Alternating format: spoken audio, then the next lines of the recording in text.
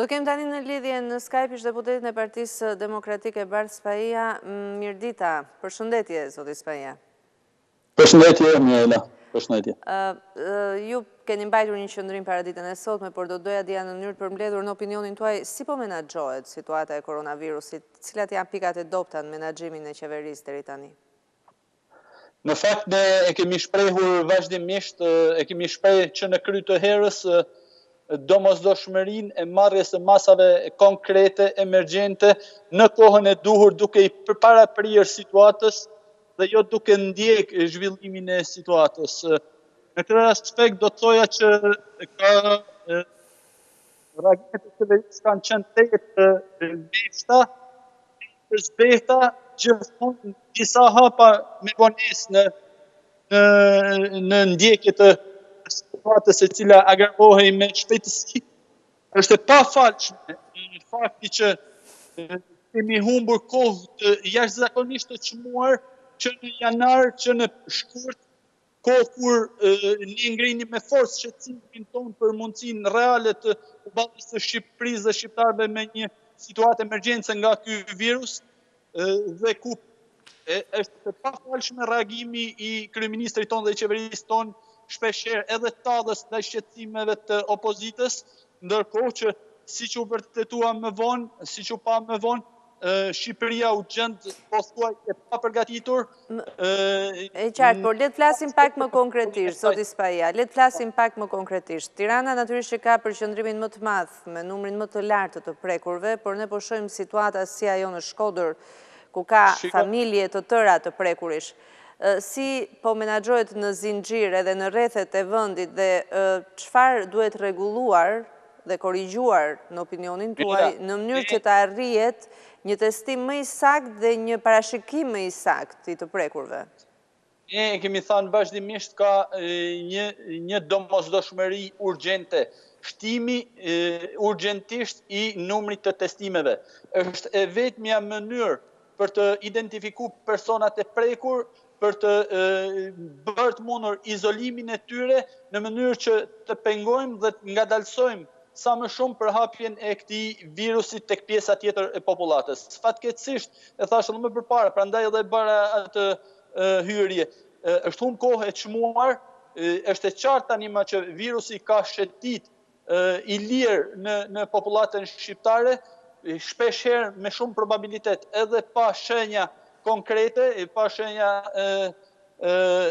tek pacientët portator, por është tani më e qartë që transmetimi i këtij virusi ka përmasa krejtësisht të tjera nga sa tregohen nga ato pak shifra testimesh që realizon sot qeveria shqiptare apo strukturat e saj.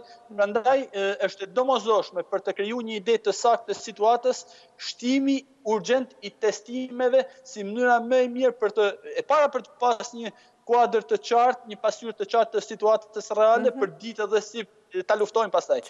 Mënyra tjetër, direkt mas të numrit të testimeve duhet ishte izolimi i personave të prekur, izolimi i familjarëve të afërt, por dhe shtrirja e testimeve tek gjitha kontaktet që këto persona të prekur kanë pas minimalisht në 2 javët e fundit nga momenti që janë identifikuar si pozitiv. Pra, siç e kuptoni edhe ju, është një punë tejet voluminoze e cila nuk mund të mbulohet me 100 testime në ditë, pasi vetëm rasti i Shkodrës flet qartë fare dhe keni parasysh në vetëm 2 ditë, ditën e parë nga 17 testime dolen 15 pozitiv, ditën e dytë nga 15 testime dolen 12 pozitiv, ndërsa ditën e dytë nga 17 testime dolen 9 pozitiv dhe ditën e tretë akoma vazhdojnë të dalin edhe sot në ditën e tretë. Renditet e dyta Shkodra. Ndërkohë, Mirela, është shumë e rëndësishme që nuk ka absolutisht asnjë rritje të numrit të testimeve. Ne testojmë sot vetëm personat që janë konfirmuar, në fjalë personat e afërt, direkt njerëzit familjarët e brezit të parë të personave të shpallur pozitiv, e cila është gjë cila është komplet e pafalshme. Ky testim duhet të shtrihet, siç e thash edhe më parë, E kuptoj. minimalisht tek kontaktet e këtyre personave në 2 javët e fundit.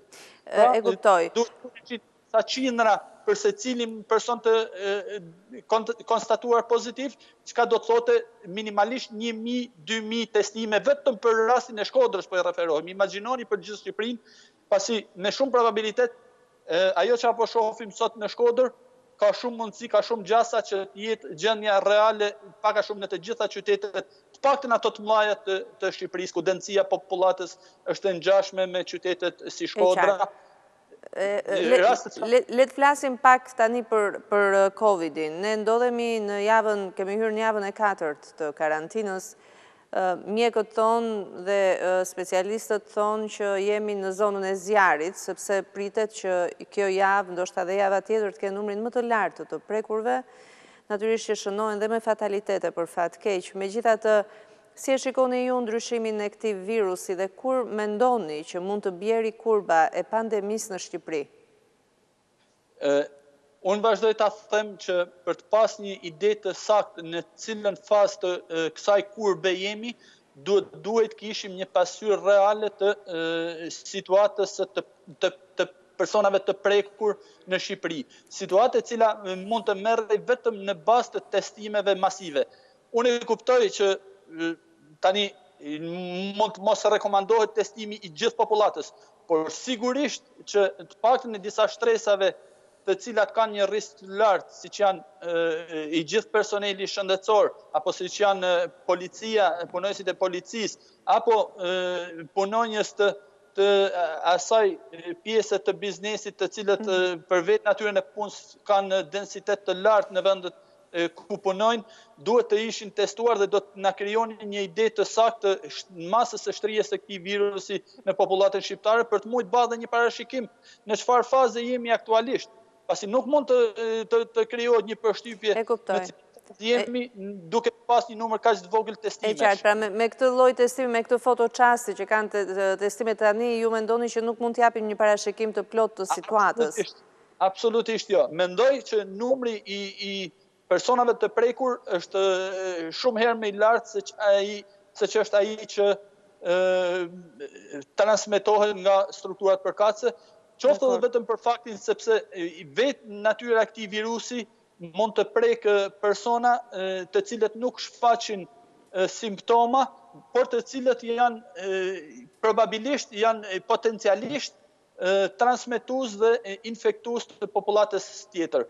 Për fat keq, unë shoh një koncentrim apo një vëmendje vetëm tek personat të cilët paraqiten në gjendje të rënë në spital, ndiqen vetëm ato, testohen vetëm ato, gjë e cila është shumë e gabuar. Në fakt, dua që të flasim pak për virusin duke parë pak në perspektivën europiane dhe më vonë globale. Është Italia, është Spanja që në kolapse të plota sistemet shëndetësore, kanë javë që janë futur në një spirale kolapsi dhe virusit nuk po i gjendet ana. Nuk di askush të thot një metodologji se si përhapet në mënyrë 100%, se si transmetohet në mënyrë 100%, se krijojnë apo jo imunitet njerëzit që e kalojnë 100%, askush nuk e thot këtë. Pra ka disa pikpyetje të cilat kanë mbetur pezull. Si e shikoni këtë situatë, përballjen e mjekësisë në botë me këtë virus? Sigurisht që përballja me këtë virus ka qenë një problematikë në vete, ka qenë problematike shumë edhe për mjekësitë e disa vendeve shumë të zhvilluara. Tani më është krijuar pak a shumë ajo pasqyra e qartë e mënyrës së transmetimit, pasi është evidente që transmetohet nga kontakti apo nga pjesë këto sparklat e qartë distanca, por përsëri ka pikpyetje nëse përhapet dhe përmes ajrit, nëse mundet përmes ushqimit, në çfarë temperature duhet gatuajmë, pra çdo përkufizim ka nga një pikpyetje në lidhje me këtë virus. Sigurisht, situata është akoma në zhvillim, akoma në studim, edhe nga shkencëtarët të ndryshëm të vendeve të ndryshëm, por kjo pikërisht duhet na bëjt jemi akoma dhe më të kujdesshëm dhe të zbatojmë me rigorozitet udhëzimet e specialistëve për distancimin fizik, për kujdesin maksimal për sa i përket higjienës personale, dhe ndjekja me vëmendje edhe e zhvillimeve të situatës epidemiologjike në vende të ndryshme. Tani më kjo është një pandemi, siç e thatë edhe ju përpara, vende si Spanja, Italia apo Franca po përballen me një fluks të jashtëzakonshëm personash të prekur. Mjafton të përmendim faktin që sot Spanja kishte arrit në shifrën 124.736 pacient të prekur, Itali kishte kalu me pak qindra edhe Italinë, e cila mbetet në 124.632 persona të prekur, pavarësisht po i afrohet me shpejtësi numri të vdekjeve në Itali, të cilat tani më kanë arrit 15.000, kanë kalu 15.000 vdekje. Spanja ka kalu 12.000 numrin e vdekjeve, pra ka një evoluim të shpejt. Amerika gjithashtu me 312.000 të prekur dhe me 8.000 sa raste vdekje po përballet me një përhapje të vrullshme të këtij virusi, por në gjithë këtë